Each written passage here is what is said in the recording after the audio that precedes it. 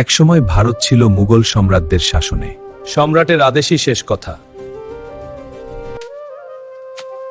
খাটুনি অনেক, সুখ কম।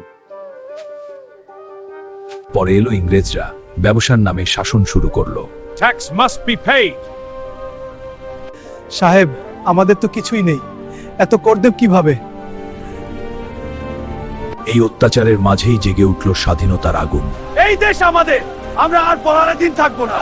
জয় হিন্দ, স্বাধীনতা পথ জয় দেয়।